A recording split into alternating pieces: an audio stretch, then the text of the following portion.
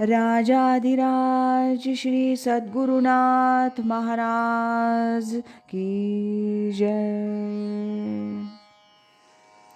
तीर्थस्वरूप परमपूज्य श्री रामराय गोविंद केळकर तथा श्री दासराम महाराज यांच्या वचनांवर आधारित श्री दादांचेच अंतरंग सत्शिष्य ना गोखले यांनी लिहिलेल्या नित्य नवा दिस जागृतीचा या ग्रंथातील आज ऐकूया 5 एप्रिल या दिवशीचं चिंतन.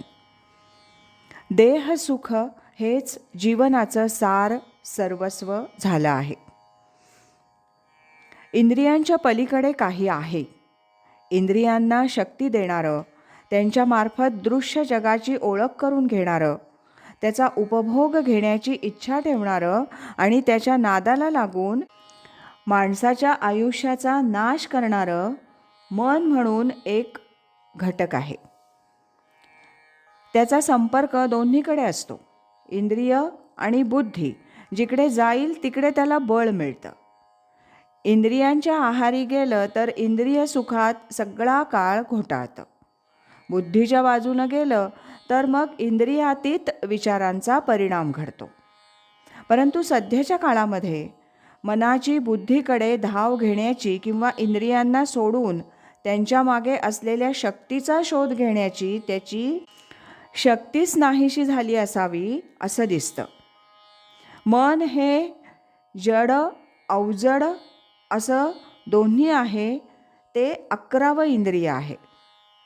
इंद्रियाणाम मनश्चास्मी असं म्हणून मन हे आपली विभूती असल्याचं भगवंतांनी गीतेत सांगितलंय.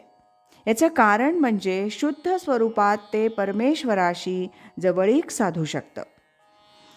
देहसुख सर्वस्व मानण्याचा प्रकार हा मनाच्या देहाशी निगडीत असण्याचा परिणाम आहे. देह म्हणजेच मी ही भावना दृढ झाल्यामुळे देहाचं सुख तेच माझं सुख अशी ठाम समजूत झालेली आहे. परंतु असं लक्षात येत नाही की इंद्रियांना होणाऱ्या विषयांच्या संयोगातून निर्माण होणारी सुखाची अनुभूती कोण घेतं. हातपाय बधीर केले आणि त्यांना सुंदर कोमल अशा वस्तूंचा स्पर्श करवला तर त्या स्पर्श सुखाची जाणीव होणार आहे का. नुसत्या स्पर्शात तर ती जाणीव असेल तर मेलेल्या माणसाला सुद्धा देहसुख व्हायला पाहिजे. ते होत नाही असं स्पष्ट दिसतं. या देहसुखाच्या आकर्षणाचं कारण म्हणजे आम्हाला दृश्याची सवय झालेली आहे.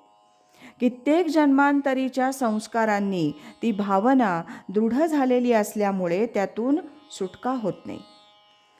देहसुख हेच सर्व सुख अशी ठाम समजूत झालेली असल्यामुळे त्यालाच सर्वस्व मानून त्या दृष्टीनंच माणसाची आयुष्याची वाटचाल सुरू असल्यास नवल नाही.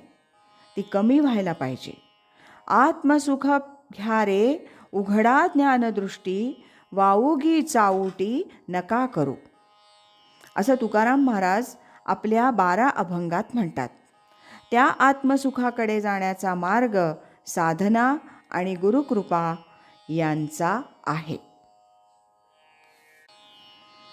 राजाधिराज श्री सद्गुरुनाथ महाराज की जय.